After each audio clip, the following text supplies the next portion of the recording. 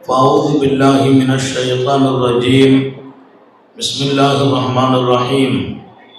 يحسبهم الجاهل أغنياء من التعفف تعرفهم بسيماهم لا يسألون الناس إلحافا.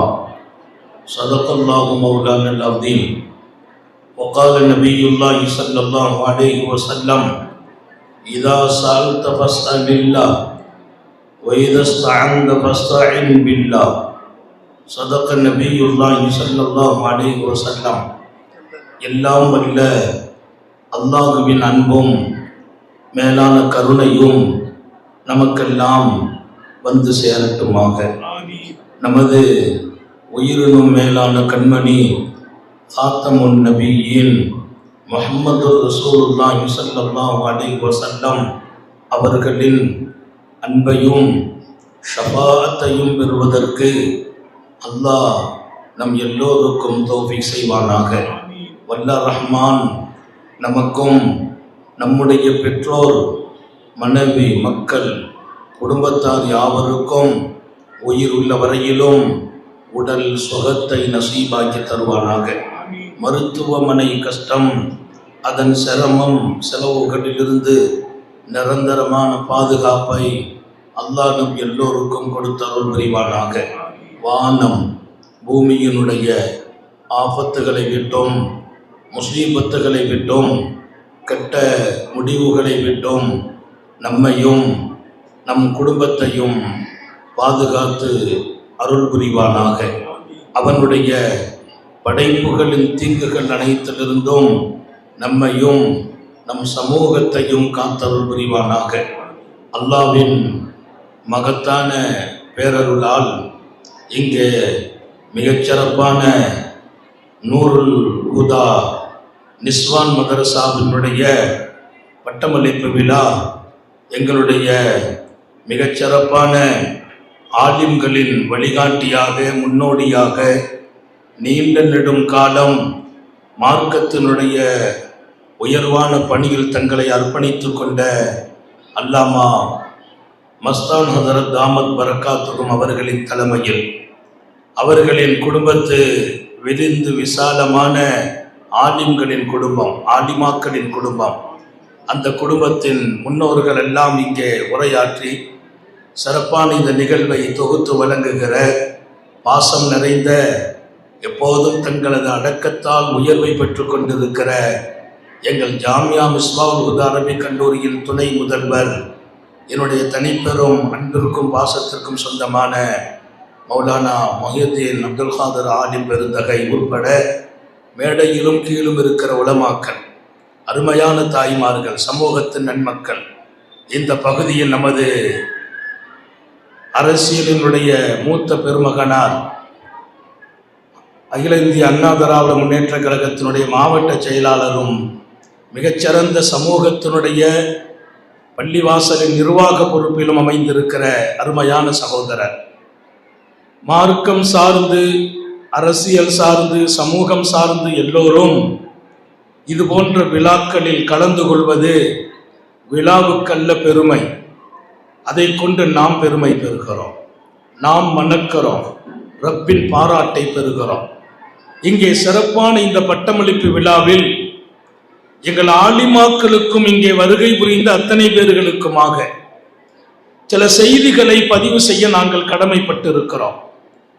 எங்கெல்லாம் எங்கள் பட்டமளிப்பு விழாக்கள் நடக்குமோ, அது எங்கள் ஜாமியாக்களாகட்டும், நிஸ்வான்களாகட்டும், நாங்கள் என்ன பாடம் இங்கே சமூகத்திற்கு கொடுத்து வார்த்தெடுக்கிறோம், நாளைய தலைமுறைகளை உருவாக்குகிற எங்கள் ஆலிமாக்களும் ஆலிம்களும் எப்படிப்பட்ட ஞானத்தை இங்கே பெற்று வெளியாகிறார்கள் என்பதை ஒரு சில பாடங்களை சமூகத்திற்கு நடத்தி அனுப்புகிறோம். 5 விஷயங்கள் ஒவ்வொருவர்களின் வாழ்க்கையிலும் எப்போதும் இருக்க வேண்டும். நான் ஜொலிப்பதற்கும், மேம்படுவதற்கும், அல்லாஹ்வின் ஆசி பெறுவதற்கும், அகிலத்தின் அருட்படை முஹம்மது ரசூலுல்லாஹி ஸல்லல்லாஹு அலைஹி வஸல்லம் அவர்களின் உண்மையான நேசனாக மாறுவதற்கும், உலகம் நம்மை திரும்பி பார்ப்பதற்கும் 5 அம்சங்களை ஷரியத்தின் ஞானிகள் சொல்லித் தருவார்கள். உங்கள் ஆழமான இதயத்தில் நான் எங்கள் நிஸ்வானின் பட்டமளிப்பு விழாவின் வழியை பதிவு செய்ய விரும்புகிறேன். இந்த வாழ்க்கையும் இதற்கு தரப்பட்ட அவகாசமும் உண்மையில் அல்லாஹ் ரப்புல் ஆலமீன் நம்மை தேர்ந்தெடுத்து கொடுத்திருக்கிறான். சில பேர்களுக்கு சுருக்கமான ஆயுளை கொடுக்கிறான், சில பேருக்கு நியாயமான வயதை கொடுக்கிறான், சில பேருக்கு கொஞ்சம் நீண்ட ஆயுளையும் அல்லாஹ் கொடுக்கிறான். ஆனால் பெரிய பாக்கியம் என்ன தெரியுமா என்று கேட்கிறார்கள் நபிகள் நாயகம் ஸல்லல்லாஹு அலைஹி வஸல்லம். மனிதர்களுக்கு அல்லாஹ் வழங்குகிற பாக்கியங்களில் எல்லாம் மிகச்சிறந்த பாக்கியம் அஃதலு ஸஆதா, சர்க்காரை ஆலம் ஸல்லல்லாஹு அலைஹி வஸல்லம் சொல்வார்கள், மனிதனுக்கு அல்லாஹ் வழங்குகிற பாக்கியங்களில் எல்லாம் மிகச்சிறந்த பாக்கியம் தூலுல் உமர், நீண்ட ஆயுள் வாழ்வது என்றார்கள். அல்லாஹ் நம்ம எல்லோருக்கும் ஆயுளை நீளமாக்கி வைப்பானாக, நீண்ட ஆயுள். அதோடு ரப்பிடத்தில் நான் கேட்கிறேன், 1000 பிரார்த்தனைகள் உண்டு கேட்பதற்கு. எதை நான் கேட்காமல் இருக்க முடியும்? எதைத்தான் அவனிடத்தில் கேட்காமல் நான் வாழ முடியும்? எல்லாம் எனக்கு தேவை. ஆனால் நான் கேட்கிற பிரார்த்தனைகளிலெல்லாம் நானே ரொம்ப பிரியப்பட்டு கேட்கிற பிரார்த்தனை ஒன்று இருக்கிறது என்றார்கள் உத்தம நபிகள் ஸல்லல்லாஹு அலைஹி வஸல்லம். நான் கேட்கிற பிரார்த்தனைகள் எல்லாம் நான் பிரியமாக கேட்கிற பிரார்த்தனை.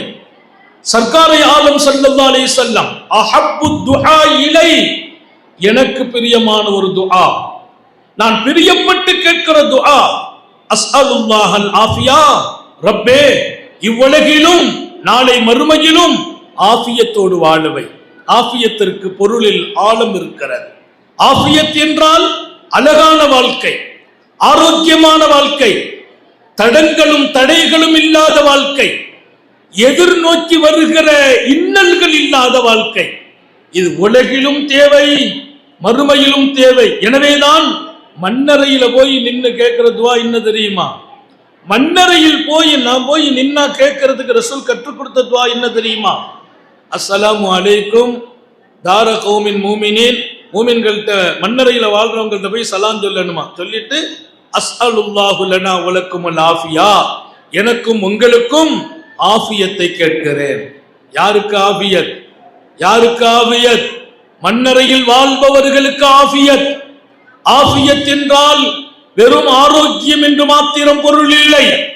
என் வாழ்க்கை கிடைத்த நாள் முதல் ஆரோக்கியம் வேண்டும், அழகு வேண்டும், நிம்மதி வேண்டும். இதில் எதிர்த்தாக்குதலில் நான் வீழ்ந்து விடாத நிலை வேணும். எதிர்த்தாக்குதலில் வீழ்ந்து விடாத நிலை, இதற்கு பேர் ஆஃபியா. பெருமானார் சொல்வார்கள், அல்லாஹ் இடத்தில் நான் கேட்கிற பிரார்த்தனைகளில் எல்லாம் எனக்கு ரொம்ப பிரியம் மௌத் வரைக்கும் ஆஃபியத்தோடு வாழ வேண்டும், ஆரோக்கியத்தோடு வாழ வேண்டும். அல்லாஹ் எல்லாருக்கும் தௌபீக் செய்வானாக. இந்த வாழ்க்கை அல்லாஹ் நம்மை தேர்ந்தெடுத்து கொடுத்தான். இதில் ஆரோக்கியமும் முக்கியம் என்று ரசூல் சொல்வார்கள். இதில் 5 அம்சங்களோடு வாழ வேண்டும்.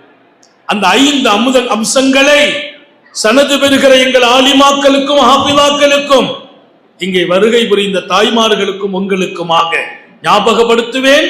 முதல் விஷயம், என் பலகீனத்தை ரப்பிடத்தில் சொல்ல வேண்டும். என் பலகீனத்தை ரப்பிடத்தில் சொல்ல வேண்டும். நான் பலகீனமானவன், முடியாதவன், ஒண்ணுமே இல்லாதவன், தகுதி இல்லாதவன், ஆற்றல் இல்லை ரப்பே. அல்லாஹ்ட்ட போய் என் பலகீனத்தை பூரா சொல்லணும். அவனிடத்தில் கையேந்துகிற அந்த வாழ்க்கையில் என் பலகீனம் பூரா அவன்கிட்ட போய் பேசணும். நான் யாருன்னு அல்லாஹ்ட்ட சொல்லணும். நான் பலகீனமானவன். மாநபி ஸல்லல்லாஹு அலைஹி வஸல்லம் அல்லாஹ்ட்ட பேசுறான், அல்லாஹும்ம இன்னி லஈஃபுன், நான் பலகீனமானவன், ஃபகவ்வினி, என்னை நீதான் பலப்படுத்த வேண்டும். தலீலுன், நான் ரொம்ப குறைவானவன், ஒரு கட்டத்தில் அதுக்கு இழிவானவன். ரசூலுக்கு இழிவு எங்க இருக்குது? அல்லாஹ்ட்ட பேசுற வார்த்தை. ஃபஅய்ஸனி, நீ என்னை கண்ணியமாக்கு ரப்பே. ஃபகீருன், நான் தேவை உடையவன். மாணவி கேட்கிறார்கள், ரப்பே நான் பலகீனம், இழிவு இருக்கிறது, பலகீனம் இருக்கிறது, தேவை உடையவன். ஃபர்சுக்னி, எல்லா அருளையும் வழங்குவாயாக. கற்றுக் கொடுக்கிற பாடம், என் பலகீனத்தை என் இயலாமையை, தகுதியின்மையை, எந்த ஒரு ஆற்றலும் எனக்கு இல்லை என்பதை அல்லாஹ்ட்ட சொல்லணும். இன்னும் ஒரு விஷயத்தையும் மனதில் பதியுங்கள், மக்களிடத்தில் நமது பலகீனத்தை மறைக்க அல்லாஹ்ட்ட பலகீனத்தை சொல்ல வேண்டும். மக்களிடத்தில் நமது பலகீனத்தை மறைக்க வேண்டும். மக்கள்கிட்ட போய் நம்ம பலகீனத்தை சொல்லக்கூடாது. என்னால ஒண்ணும் முடியாதுப்பா, நான் ரொம்ப சிரமப்படுறேன், பேசாதீர்கள். மக்களுக்கு முன்னால் உங்கள் பலகீனம் வெளிப்படக்கூடாது. நான் ரொம்ப கஷ்டப்படுற ஆளா இருக்கிறேன், தேவையுள்ளவனா இருக்கிறேன், ஒரு சக்தியும் இல்லை அப்படின்னு நீங்கள் சொன்னால் அது அவமானம். நீங்கள் அவமானப்படுவதை அல்லாஹ் விரும்பவில்லை. மக்களிடத்தில் எதிர்பார்ப்பு வேண்டாம். நல்ல ஞாபகம் வையுங்கள், எங்கள் நிஸ்வான்களின் பட்டமளிப்பு விழாவில் வெறுமினே வந்து களைவதல்ல, என் மொத்த வாழ்க்கைக்கான பாடம் இங்கிருந்து நான் பெற வேண்டும், எடுக்க வேண்டும், வாழ வேண்டும். அதில் மிக முக்கியமானது என் பலகீனம் ரப்புக்கு முன்னால் காட்டப்பட வேண்டும். மக்கள்கிட்ட பலகீனத்தை மறைச்சிடணும். நம்ம பெரியவங்கள்ட்ட சொல்லலாம், முடியலங்க, துவாவுக்காக சொல்லலாம். டாக்டர்கிட்ட போய் சொல்றோம், ஒரு மருத்துவம் கிடைக்கணுங்கிறதுக்காக. உலகத்தில் யாரிடத்திலும் உங்கள் பலகீனத்தை வெளிப்படுத்தாதீர்கள். உங்களை பார்த்தால் தேவை உள்ளவர்கள் இவர்கள் என்று அவர்கள் அறியும்படி கூட நடக்காதீர்கள். கஷ்டப்படுற மாதிரி தெரியுதே, சிரமப்படுறாங்களோ என்று உங்களை பார்த்து மற்றவர்கள் நினைக்கும் வழியில் கூட நடக்காதீர்கள். என் கண்ணியத்தை நான் பாதுகாப்பதை படைத்த ரப்பே நேசிக்கிறான். நீ அவமானப்படக்கூடாது என்று அல்லாஹ் பிரியப்படுகிறான். நீ என்றைக்கும் தன்மானத்தோடு வாழ வேண்டும். உன் தன்மானத்தை இழக்க கூடாது. உனக்கென்று இருக்கிற மனித கண்ணியத்தை நீ இழந்து விடக் கூடாது என்று அல்லாஹ்வே ஆசைப்படுகிறான். அல்லாஹ் நம்ம எல்லாருக்கும் தௌபீக் செய்வானாக. அதை நம்ம இழந்துடக்கூடாது. யாரை கொண்டும் எதுவும் நடக்காது. யாரு கொடுத்தும் நிரம்ப போவதில்லை. அவன் கொடுக்க வேண்டும். என்னை கண்ணியத்தை அவன் தர வேண்டும். என் பலத்தை அவன் தர வேண்டும். என் வாழ்வை அவன் தர வேண்டும். யாரால் என்ன தர முடியும் என்று கேட்கிறேன். யாரால் என்னை கண்ணியத்தின் உச்சத்தில் கொண்டு நிறுத்த முடியும் என்று கேட்கிறேன். ஒலில்லாஹில் இஸ்ஸத்து வலிரசூலிஹி வலில் முஃமினீன். கண்ணியம் அவன் கையில் இருக்கிறது. தூத்தில் முல்க மந்தஷா வ தன்ஸிஉல் முல்க மிம்மந்தஷா வ துஇஸ்ஸு மந்தஷா வ துதில்லு மந்தஷா. நீ நாடினால் ஆட்சியையும் அதிகாரத்தையும் கொடுத்து அழகு பார்ப்பாய். நீ நாடினால் கொடுத்ததை எடுத்தும் பார்ப்பாய். நீ நாடினால் கண்ணியத்தை கொடுப்பாய். நீ நாடியவர்களுக்கு கொடுப்பாய். நீ நாடினால் கண்ணியத்தை எடுப்பாய், கேவலத்தையும் கொடுப்பாய் என்று வான்மறையில் பேசினான் வல்லோன் அல்லாஹ். படித்து தரும் பாடம் என் கண்ணியம் மக்களால் இல்லை, அவன் கையில் இருக்கிறது. அவன் நாடினால் உங்களை கொண்டே என்னை கண்ணியப்படுத்துவான். மக்கள் உங்களை கண்ணியப்படுத்துவாங்க, அவன் நாட வேண்டும். எனவேதான் ரெண்டு விஷயம், நான் 5 சொல்வேன். முதல் விஷயம், உங்கள் பலகீனத்தை அல்லாஹ்ட்ட காட்டுங்கள். அல்லாஹ்ட்ட போய் நான் எப்படி ஆளு, என் தகுதி என்ன, என் நிலைமை என்ன, அவன்கிட்ட பேசக்கூடாது. நான் ஒண்ணும் இல்லை. நீ அசைக்கவில்லை என்றால் அசையவே முடியாது. நான் இருக்கிறேன், எழுந்திருக்க வேண்டுமா? நீயே என்னை எழுப்பிவிட வேண்டும். தண்ணீர் குடித்தேன், அந்த தண்ணீர் என் உடலுக்குள் சேர வேண்டும், நீ தான் தர வேண்டும். உணவை எடுத்தேன், வாயில் வைத்தேன், அது உடலுக்குள் போக வேண்டும். கழிவோடு சேர வேண்டும். அதற்கு இருக்கக்கூடிய ஆரோக்கியம் ஆரோக்கியத்தில் சேர வேண்டும். எது பிளட்ல சேரணும், எது யூரின்ல போய் சேரணும், நீ தான் முடிவு செய்ய வேண்டும். யூரினில் சேர்வது பிளட்டிலும், பிளட்டில் சேர்வது யூரினிலும் மாறி விடுமையானால் நான் டோட்டல் வாழ்க்கையின் உயர்நிலையை இழந்து விடுவேன். நான் முடியாதவன், உண்ணும் உணவுக்கு கூட சக்தி இல்லாதவன். உணவை கொடுத்தாய் நீ, அதை செரிக்க வைக்கிற சக்தி கூட எனக்கு இல்லை. நீயே செரிமானமாக்கி தர வேண்டும். செரிமானமாக்கினாய், கழிவை வெளியாக்க வேண்டும். என்னால் முடியாது. நாம் போகலாம், யூரின் போக உட்காரலாம், பெட்ரூமுக்கு போய் உட்காரலாம், படுக்கையை இருக்கலாம், தூக்கத்தை நீ தான் தர வேண்டும். தூங்கி விடலாம், நீ தான் எழுப்ப வேண்டும். டோட்டல் லாஷை, நான் ஒண்ணும் இல்லை. அல்லாஹ் இடத்தில் பேசுங்கள். அகிலத்தின் சர்க்கார் முஹம்மது ரசூலுல்லாஹ் சொல்லி கொடுத்த பாடம். இப்ப நீங்க தான் அந்த பாடத்தை எடுத்துக்கிடணும். சும்மா வாழ்றது அல்ல, படைத்தவனை மகிழ்ச்சிப்படுத்தி வாழ்வதுதான் வாழ்க்கை. அவன் சந்தோஷப்படும் வாழ்க்கை ஒன்று இருக்கிறது. அந்த வாழ்க்கையின் யதார்த்தமே உங்கள் பலகீனம் மொத்தமும் அவனிடத்தில் பேச வேண்டும். உங்களுடைய பலகீனத்தை மக்கள்கிட்ட மறைச்சிறான். மக்கள்கிட்ட எப்படி இருக்கணும்? உங்களை பார்த்து அவங்க பெரிய ஆளு நினைக்கணும். வஜ்அல்னி ஃபீ ஐனி ஸகீரா வ ஃபீ அயுனின் நாஸி கபீரா. என் பார்வையில என்ன சின்ன ஆளா காட்டு, மக்கள் பார்வையில என்ன பெரிய ஆளா காட்டுன்னு கேட்டாங்க ஸல்லல்லாஹு அலைஹி வஸல்லம். மக்கள் பார்வையில் நான் ஒரு பெரிய ஆளாக காட்சி அளிக்கணும். ஏன்? மக்களுக்கு முன்னால் நீங்கள் மதிக்கத்தக்க வாழ்க்கை வாழ வேண்டும். சஹாபாக்களை பற்றி அல்லாஹ் குர்ஆன்ல சொல்றான், யஹ்ஸபுஹுமுல் ஜாஹிலு அக்னியா, அவங்க ஏழைகள். லில் ஃபுகரா, ஆயத்தின் துவக்கம் ஏழைகள். சாப்பிட வழி இல்லை. ஒரு நாள் அல்ல, 2 நாள் சாப்பிடல, 3 நாள் சாப்பிடல. வெளியில வருவாங்க, உதடுல தண்ணியை தடவிக்கிடுவாங்க, எண்ணெயை தேய்ச்சிக்கிடுவாங்க. கொஞ்சம் சட்டை, கிழிஞ்ச சட்டை தான் இருக்கும், அழுக்கா இருக்கும்.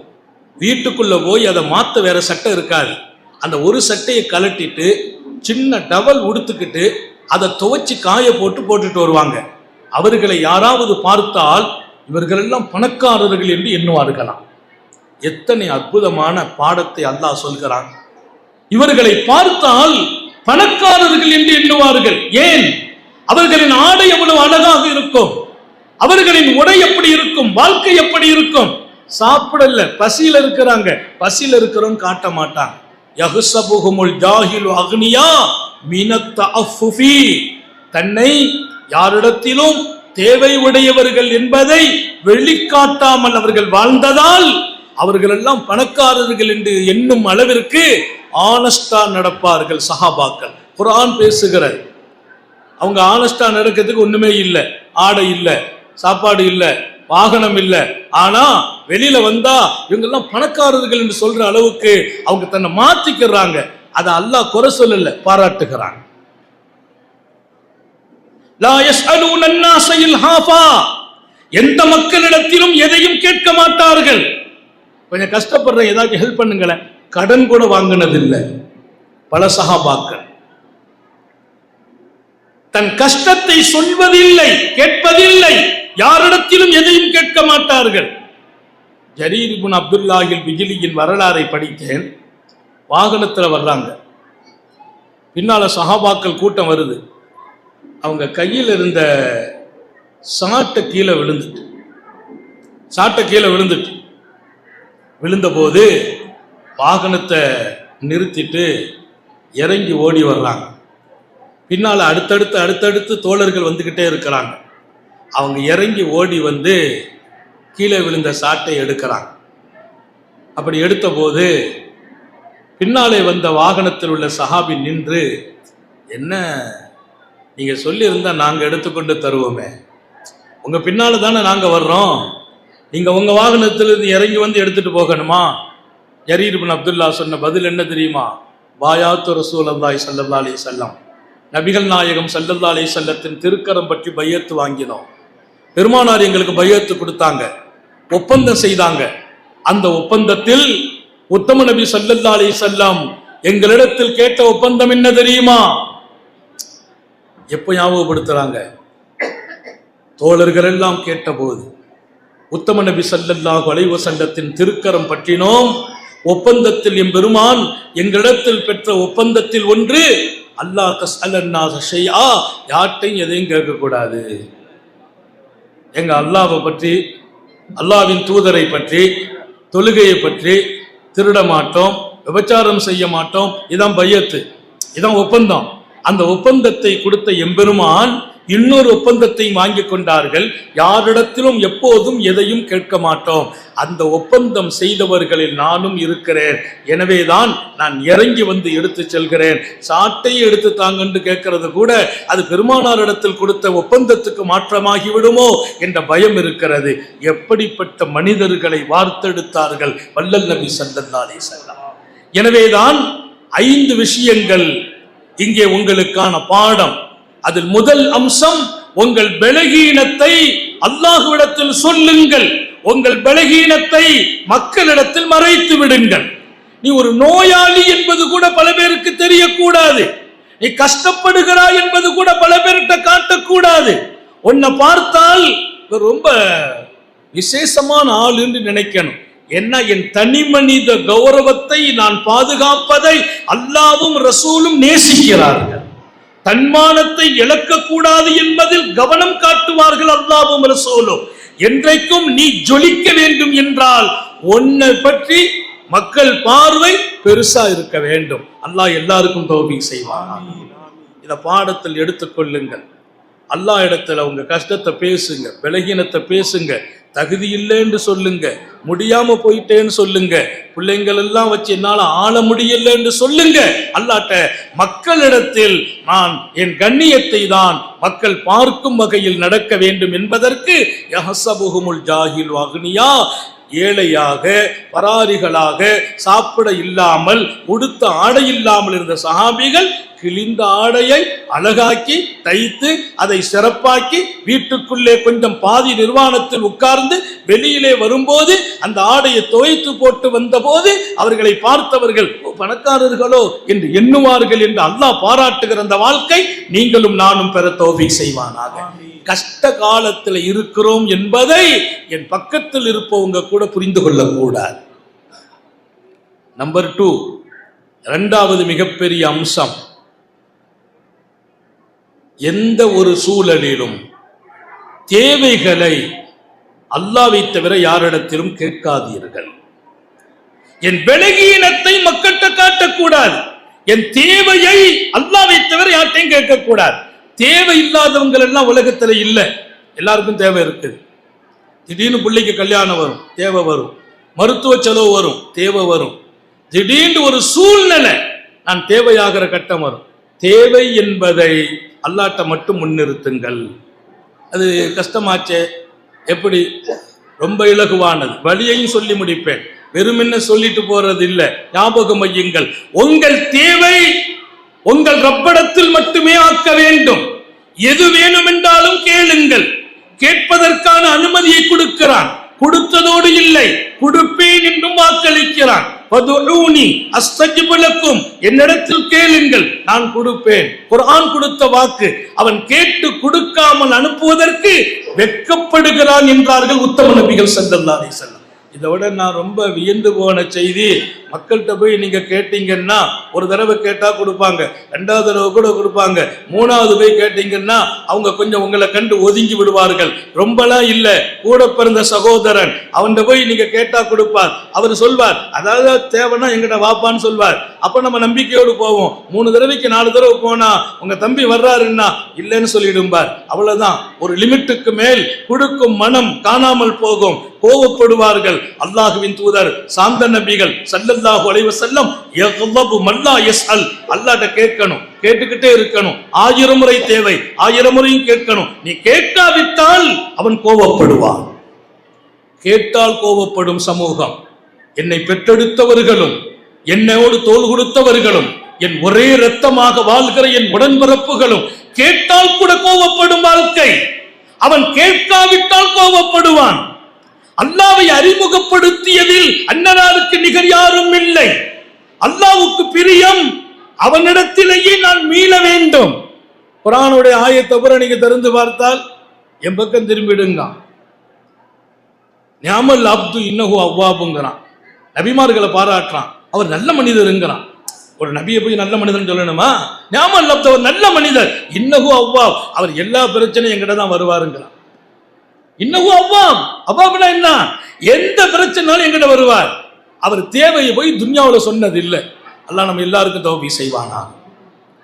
கூஃபாவிலே ஒரு வியாபாரி இருந்தார். நான் சரியான நேரத்தில் முடித்துக் கொள்வேன். கூஃபாவில் ஒரு வியாபாரி, கூஃபாவிலே ஒரு சூஃபி. இந்த சூஃபியுடைய பழக்கம் என்னன்னா, யாரு கேட்டாலும் கொடுப்பார். அது ஒரு பெரிய வாழ்க்கை.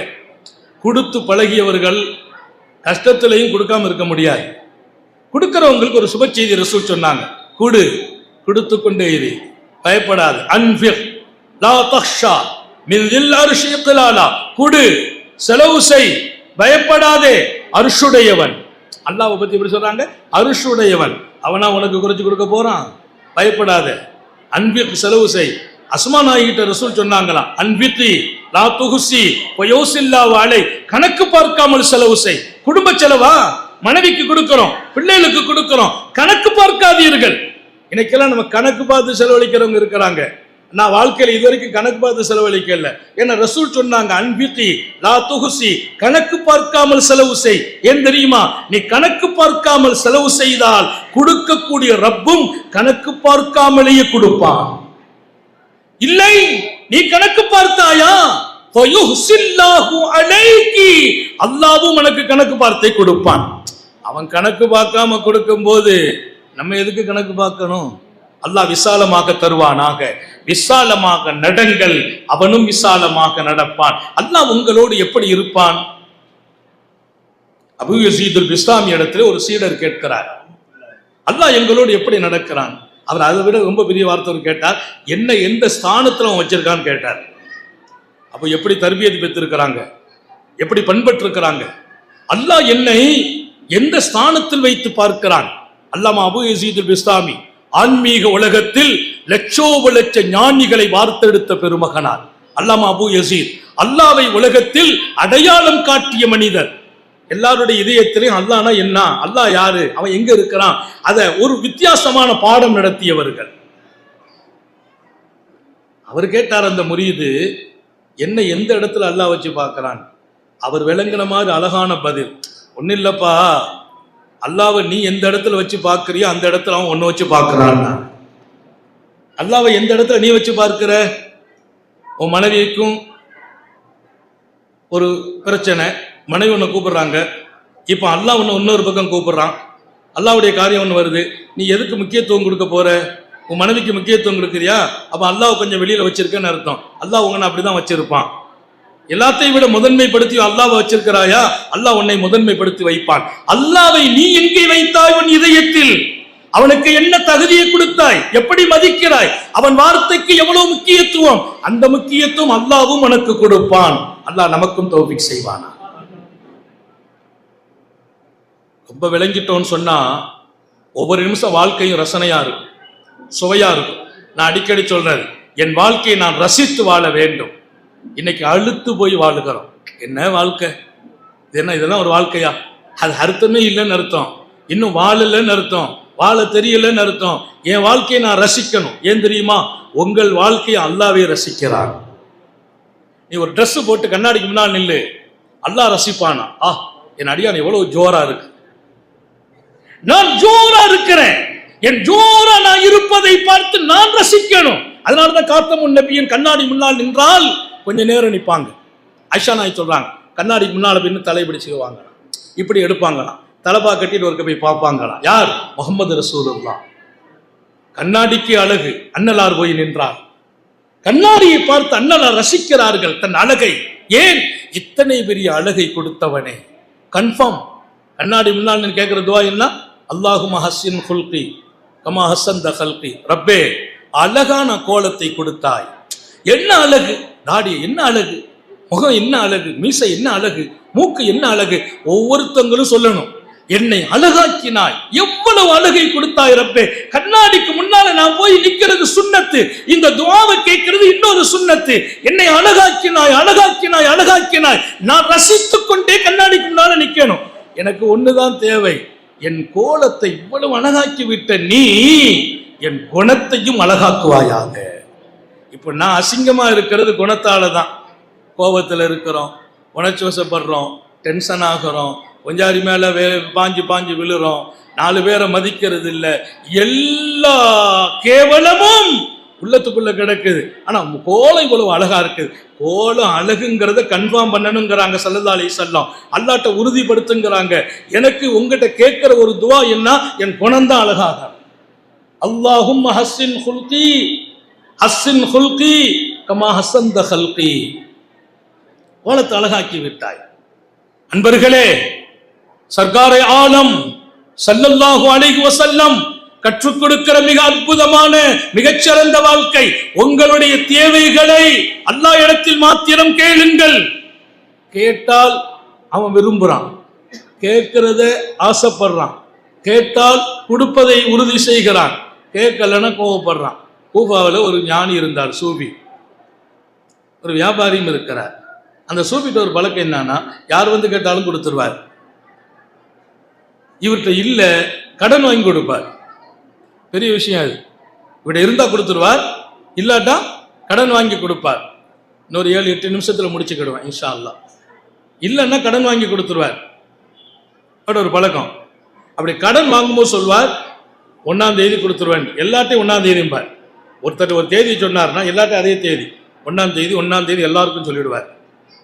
அவர் சொல்லும்போது சொல்ல, இஷாவுக்கு வீட்டுக்கு வந்துருங்கம்பார். இஷா தொழுகைக்கு வீட்டுக்கு வந்துருங்க 1ஆம் தேதி அன்னைக்கு. அதே மாதிரி எல்லாத்தையும் கொடுத்து கடன் வாங்குறாரு. நிறைய பேர்ட்ட வாங்கி நிறைய பேருக்கு கொடுத்துட்றாரு. சேர்த்தெல்லாம் வைக்கிறது இல்லை. 1ஆம் தேதி இஷாவில் எல்லாரும் வீட்டுக்கு வந்துட்டாங்க. வந்து பார்த்தா அவ்வளோ பேர் வந்து உட்கார்ந்து இருக்கிறாங்க. பார்க்குறா, வீட்டில் ஒன்றும் இல்லை, கொடுக்கறதுக்கு ஒன்றும் இல்லை. ஆனால் எல்லாருக்கும் வாக்கு கொடுத்த மாதிரி உட்காருங்கன்னு. எல்லாரும் உட்காருங்க, நான் இப்போ வர்றேன்னு. அவங்க நினச்சாங்க இங்கே போயிட்டு எடுத்துகிட்டு வர போகிறாங்க. நம்ம பழைய காலம் மாதிரி பேங்க் மாதிரி, நம்ம காலம் மாதிரி பேங்க் இல்லையே, அப்போ போய் எடுத்துகிட்டு வருவாங்கன்ட்டு போயிட்டா. போனவரை ஆளை காணல. நேராக கூஃபா நகரத்துடைய கடைசியில் ராத்திரி தானே எல்லாத்தையும் வர சொல்லியிருக்கார். பள்ளிவாசல்ல போய் உட்கார்ந்தார். 2 ரக்காத் தொழுதார். தொழுட்டு அல்லாஹ்ட்ட கேட்கிறார், ரப்பே எல்லாருக்கும் வர சொல்லியிருக்கேன், வந்துட்டாங்க, கொடுக்கணும். அவங்கள்ட்ட நான் இல்லைன்னு சொல்கிற பழக்கம் இல்லை, கொடுத்த வாக்கை மாற்றி பேசுறதும் இல்லை. நான் அவங்க வர சொன்ன டயத்தில் கொடுத்துட்றது.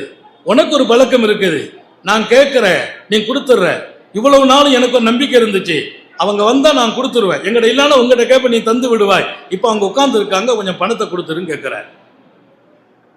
இதுதான் அல்லாஹ்ட்ட கேட்கிற விதம். ஆச்சரியத்திலும் ஆச்சரியம். குடு, எல்லாரையும் வீட்டுல உட்கார வச்சிருக்கிறேன். இப்ப நான் போய் அவங்கள்ட்ட போய் காரணம்லாம் சொல்லக்கூடாது. யார் எவ்வளவு தந்தாங்க, அவர் 5 ரூபா தந்தார், இவர் 10 ரூபா தந்தார், இவர் 20,000, எல்லாத்துக்கும் நான் கொடுக்கணும்னார். கூஃபாவில் ஒரு பெரிய வியாபாரி. ராத்திரி நேரம் பாருங்க, இவர் போய் கிட்ட அல்லாஹ்ட்ட கேட்க. ராத்திரி நேரம் அவர் தூங்கிட்டு இருக்கிறார். அவர் கனவுல அல்லாஹ் அசரி போடுறான், எழுந்திரிப்பா, இதஹப் இலா ஹாதில் மஸ்ஜித், இந்த பள்ளிவாசலுக்கு போ, இன்ன ஃபீஹி அப்தன் மின் இபாதி, என் அடியான் ஒரு ஆள் உள்ள உட்கார்ந்து இருக்கிறார், அவர் பிரச்சனை இருக்கு, நீ அவர்கிட்ட கொண்டு பணத்தை கொடுத்துட்டு வாங்க.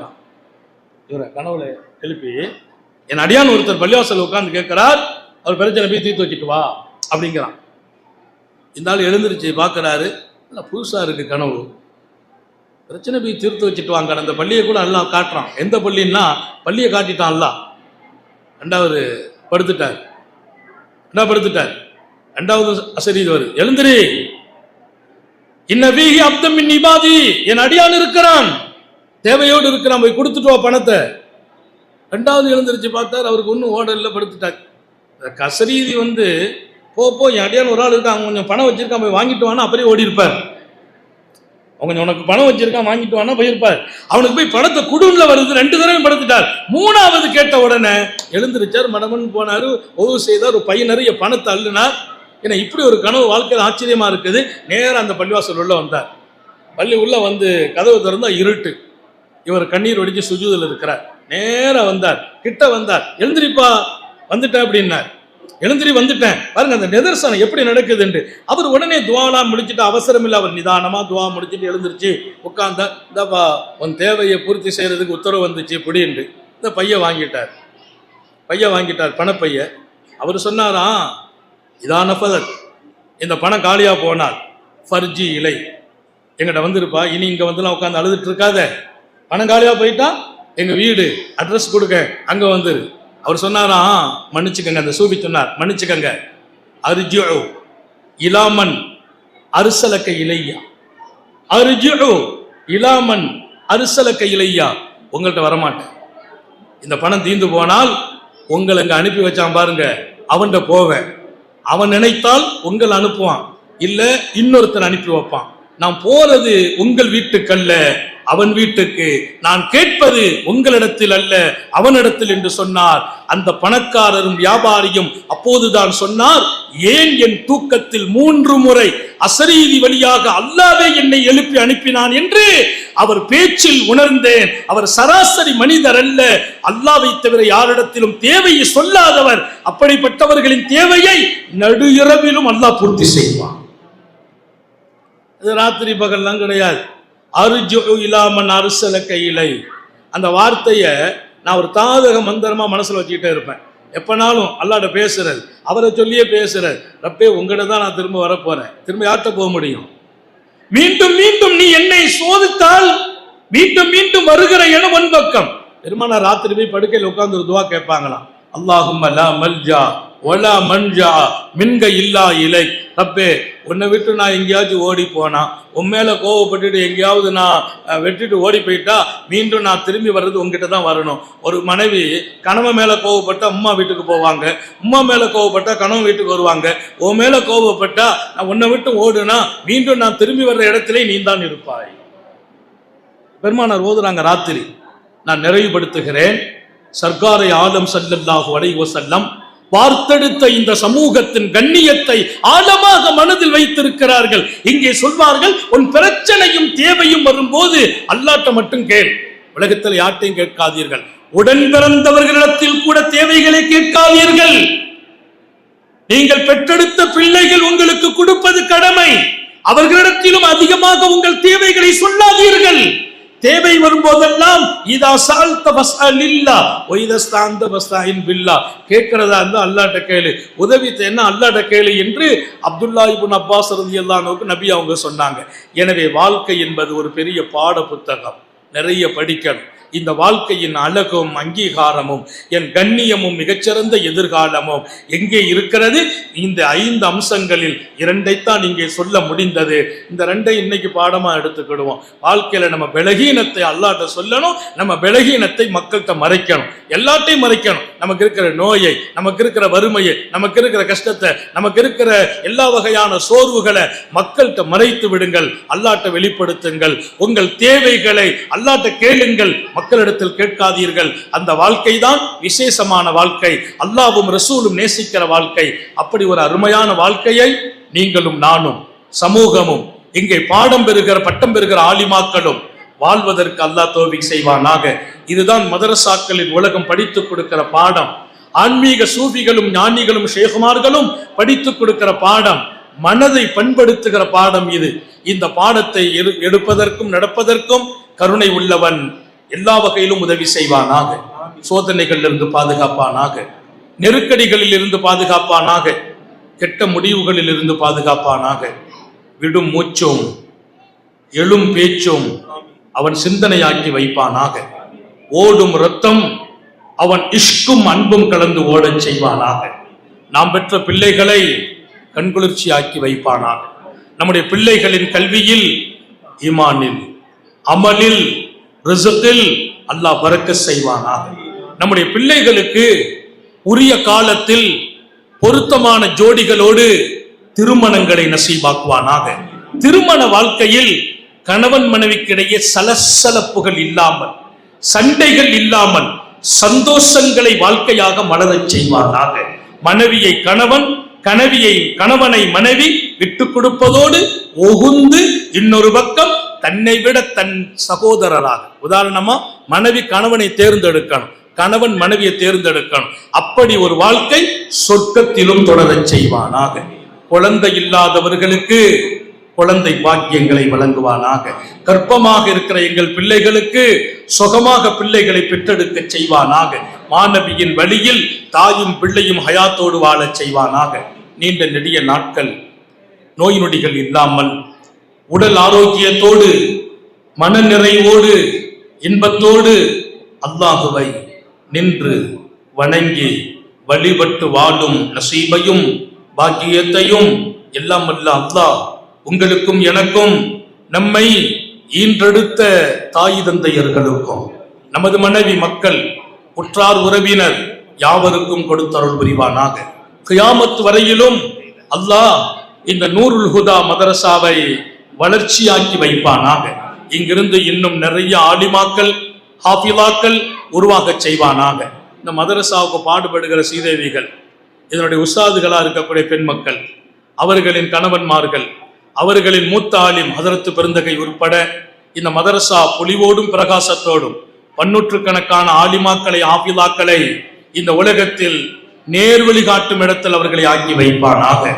ஹயாத் வரைக்கும் படுக்கையில் விழுந்து விடாமல் பாதுகாப்பானாக. யாருக்கும் சுமையாகி விடாமல் பாதுகாப்பானாக. நாம இருக்கணும்னு ஆசைப்பட்டவங்களே நம்மை வெறுக்கும் வாழ்க்கைக்கு போகிவிடாமல் பாதுகாப்பானாக. ஆஸ்பத்திரி வாழ்க்கையில் இருந்து, அதன் செலவு சிரமங்களிலிருந்து நம்மையும் நமது குடும்பத்தையும் அடுத்த தலைமுறைகளையும் பாதுகாப்பானாக. நாடு உள்ள வரையிலும், நாட்டில் நாம் வாழும் வரையிலும் அல்லாஹ் நமக்கும் நம்முடைய சமூகத்திற்கும் நாட்டு மக்களுக்கும் இனிமையான சுபிட்சமான சஞ்சலங்கள் இல்லாத வாழ்க்கையை எப்போதும் சுதந்திரத்தோடு வாழ தௌஃபீக் செய்வானாக. நமது உயிரினும் மேலான கண்மணி காத்தமுன் நபியில் சர்க்கார ஆலம் சுந்தர நபிகள் ஸல்லல்லாஹு அலைஹி வஸல்லம் அவர்களை கனவிலும் நனவிலும் கண்டுகளிக்கும் பெரும் பாக்கியத்தை அல்லாஹ் நம் எல்லோருக்கும் கொடுத்தருள் புரிவானாக என்ற நல்ல துஆக்களோடு உங்கள் எல்லோருடைய துஆவை ஆதரவைத்து, குறிப்பாக உலமா பெருமக்களின் உயிரோட்டமான துஆவை ஆதரவைத்து என் வார்த்தைகளை நிறைவுபடுத்துகிறேன். வாஃபிரு தஅவானா அனில் ஹம்துலில்லாஹி ரப்பில் ஆலமீன். அஸ்ஸலாமு அலைக்கும் வரஹ்மத்துல்லாஹி வபரகாத்துஹு. வ அலைக்கும் ஸலாம்.